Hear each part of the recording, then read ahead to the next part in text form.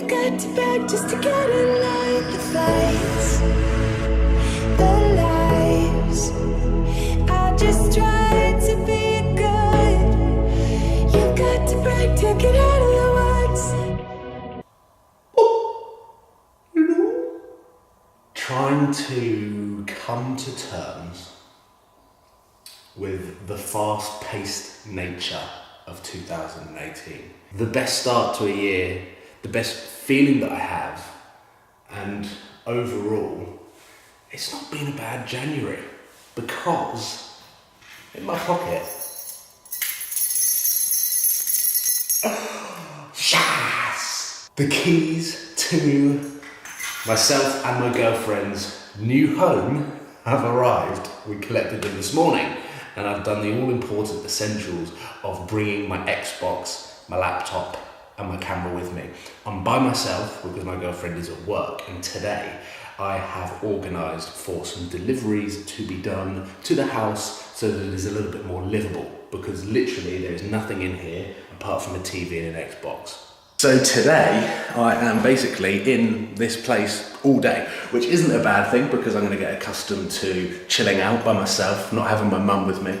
But, well, this is so far everything that we have in our living space and kitchen. There isn't a lot to see, if I'm honest, and if I had it another way, then I'd probably have wanted this entire place to be kitted out before I show you guys, but you are going to be with me as things start getting filled up, so you'll see it as it is now, and hopefully in a couple of months, 3 months, 4 months, you will see it get busier, more exciting, more homey. But to begin with, this is what we have got to work with. So if any of you guys are interior designers, please let me know. We need all the help that we can get. Now I can fully get back into giving you guys the best content I can possibly provide. And I feel even 2 or 3 weeks into 2018 that I'm going to be back on track very soon, bringing you guys epic road trips, the incredible drift journey, supercars galore, and a huge variety of content. So whilst I've got a solid 8 hours here, I'm going to post on Instagram hosting a Q&A, my first one of 2018 and my first one for a long time. And we're going to try and answer as many questions as possible so that I can give you as many answers as possible around YouTube, around property, around cars, whatever it is that you want to know. We're going to do this semi-live because I haven't posted a picture on Instagram yet. So I'm going to do that.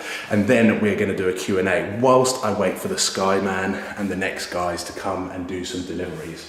And you will see the transformation of what it looks like when you put a sofa in an empty space. Okay, however, before we start, there is something that I need to address because the comments have been coming in thick and fast about this. That stupid white panel that is on the roof of my AMG. That is going gloss black to match the back window, the panoramic roof, to create one smooth, sweeping black roof line over the top of my C63. And I am with all of you guys that have commented, what the hell were Mercedes thinking when they didn't make that black? Right, Charlie Booth, can you drift the C63?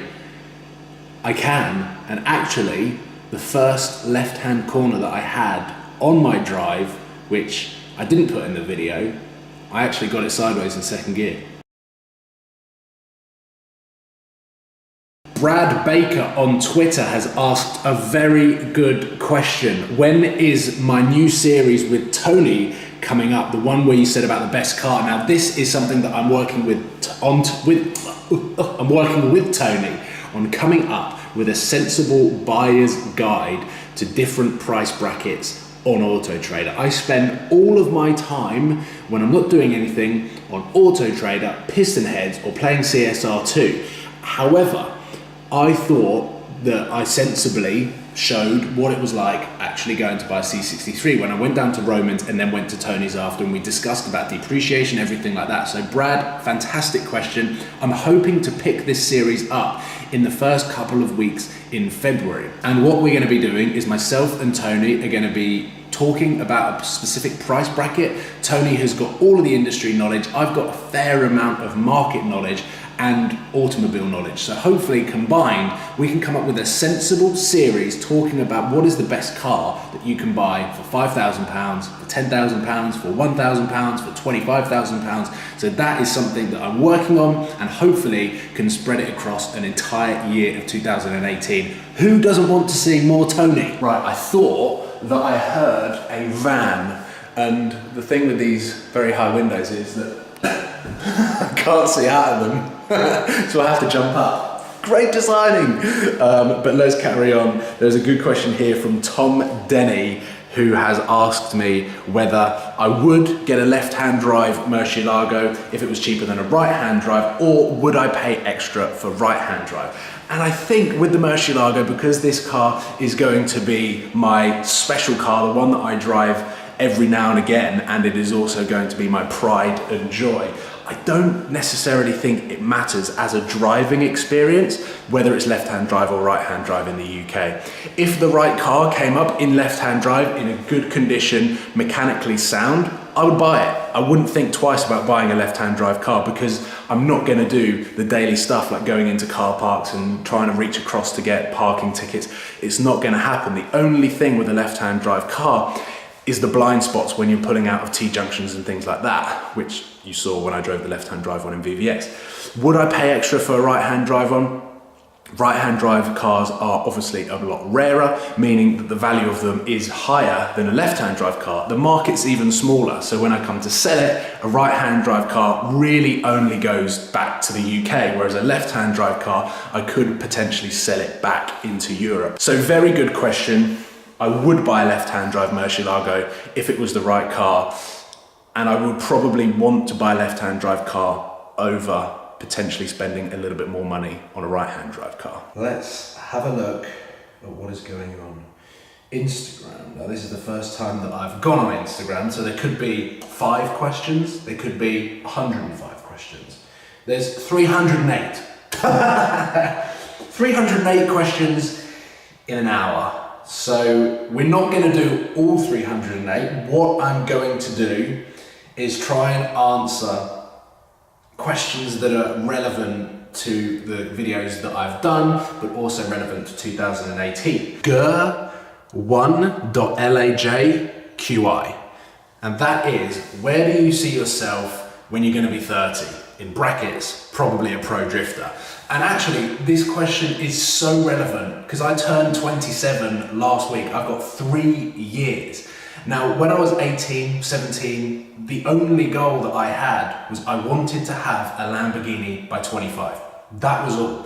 So when I hit that goal just before I turned 25, I sat around scratching my head quite a lot, not really having a direction, not really knowing what I wanted to do, not knowing what I wanted to do with YouTube. And because I enjoy making videos so much, bringing you guys in on my life, everything that I get up to, documenting my supercar ownership, my road trips, everything that happens on YouTube or what happens in my life that is exciting enough, I tend to film. And like this, I'm standing in my living space with no sofa. This to me is incredibly exciting, and hopefully you guys can get as excited as I am about this move. Now, going back to where I want to be when I'm 30 years old, and that does come down to last Sunday's video announcing that I wanted to become a professional drift car driver. This is not entirely narrowing it down to be performing in Formula Drift in Japan. The idea of learning to become a professional drift car driver, potentially competing in some form or some capacity in the next couple of years or so, is so that I can implement it into the videos that I already make. When I drive across Europe, or whenever I go on an international media drive, or whether I test drive a car, the fact that I will have the skill set to be able to take a car sideways, hopefully will massively improve my videos, it will massively improve my driving, meaning that you guys get better quality content rather than me jumping in an 812 Superfast like I did last year and had no idea how to drive it, no idea how to handle it. In 12 months time, even less, I want to be able to jump in an 812 super fast, know exactly how to drive it, treat it like my bitch, and have it drifting everywhere through the videos. That is exactly why I announced that I wanted to be a professional drift car driver, because the opportunities to do stunt driving, the opportunities to drive live in events like Goodwood Festival of Speed, they are all incredible video opportunities that by the time that I am 30, I want to have the coolest YouTube channel or the coolest, I don't know what it is. What is it going to be when I'm 30? What is it going to be in 3 years' time? I would love to still have my YouTube channel, and I would love to make Gymkhana style videos, but in a LaFerrari Aperta. Ilias_Moss. Will we see a video in 2018 of you sliding your C63 around your LP640? Yes. And the Skyman's here. We're getting internet. Yes! Next to here, the sofa's in, and already, it still doesn't look that much like a living room, but we will go back to the bedroom where we now have a bed in boxes and a mattress, because there is one more question that I want to answer, a question that I feel like it is the perfect ending to this very sensible, minus the C63 drifting, Q&A. So I'm gonna set you guys up here on the tripod, hopefully the lighting's not too bad. And the question is, Dripping Colours has asked, do you think financial planning should be taught through schools, whether it's mortgages, finances, pensions, etc. Now, I can only talk from the current UK education system, or what I went through, and over the last 6 months, I've had nothing but financial questions, queries, things that I potentially could have learned during school, but I've learned on an incredibly steep learning curve as I've been trying to sort this place out. And I think the craziest thing looking back at school is the amount of junk that I learnt that I haven't used. When are you ever going to use the likes of find X in a triangle? This is not to dishearten anyone that is currently in school, because one of the things that I stuck to my guns with is working hard to set myself up to do whatever I wanted to do later in life.